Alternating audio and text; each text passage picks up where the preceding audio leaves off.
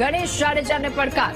ગોંડલમાં ચાલતા ખોટા કામોનો પર્દાફાશ કરવાની અલ્પેશ કથિરિયાની ચીમકી. કહ્યું, આવનારા દિવસોમાં ગોંડલમાં ચાલતી જો હુકમોને પુરાવાની સાથે બહાર પાડીશું.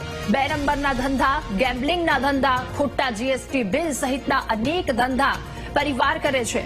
કુટુંબના ધંધામાં કોઈ વિરોધ કરે તો ઘર્ષણ, મારામારીનો સામનો કરવો પડે. અલ્પેશ કથિરિયાએ કહ્યું, કોઈ વ્યક્તિ માતાના દૂધની વાત કરે છે તો પક્ષ, પાર્ટી, સમાજ બધું જ સાઈડમાં છે. અલ્પેશ કથિરિયાનું આ નિવેદન. કહ્યું, જ્યારે અમને મજા પડશે ત્યારે ગોંડલ જઈશું. હવે જઈએ ત્યારે એક પણ ગાડીને નુકસાન નહીં થાય અને હવે જઈએ ત્યારે એક પણ કાર્યકર્તાનો કોઈ કોલર પણ નહીં પકડે. અમારો પ્રયાસ ગોંડલમાંથી ડર મુક્ત કરવાનો છે, ડર દૂર કરવાનો છે, અલ્પેશ કથિરિયાએ કહ્યું. આવનારા દિવસોની અંદર ત્યાં શું શું જો હુકમી લાવે છે ને અમે પુરાવા સાથે આપવાના છે.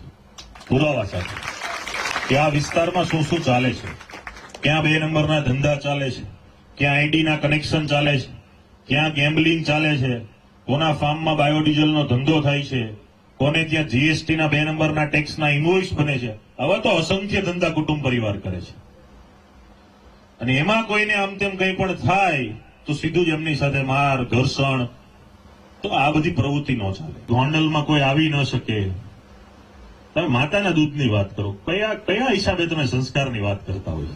કોઈ વ્યક્તિ માના દૂધ ઉપર તમને આંગળી છીંદે તો એનો પ્રતિકાર હોય જ.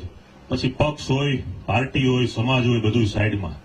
સૌરાષ્ટ્રમાં એક કહેવત છે કે તમારા માને કોઈ પડકારે કે તમને કોઈ ગાળ આપે એ કોઈ ન ખાય, ગોળી ખાઈ લે.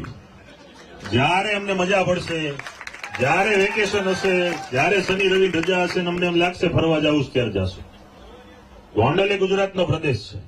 આખા ગોંડલનો ચપે ચપે જાણશું ક્યાં હું ઇતિહાસ છે, ક્યાં ભૂમિ છે. આ ભાગવત ભૂમિ ગોંડલ છે તો આ ભાગવત ભૂમિ ગોંડલમાં દરેક માણસો ફરવાના છે. અને હવે જયારે જશું ત્યારે અમારા એક પણ ગાડીને કોઈ એક નુકસાન નહીં થાય હું ખાતરી આપું છું. પણ હવે જયારે પણ જઈએ એક પણ ગાડી તો ઠીક, એક કાર્યકર્તાનો કોઈ કોલર પકડવાની તાકાત ન કરે એની પૂર્વ તૈયારી સાથે જવાનું. ગોંડલમાં અમારે કંઈ કરવું એવી અમારી એક પણ પ્રકારની નીતિ કે કૂટનીતિ નથી. અમારું જ્યાં ખેતર છે ત્યાં સમય આવે અમે ખેડી લેશું. ગોંડલમાં ડર કઈ રીતે દૂર થાય એ માટેનો અમારો પ્રયાસ છે.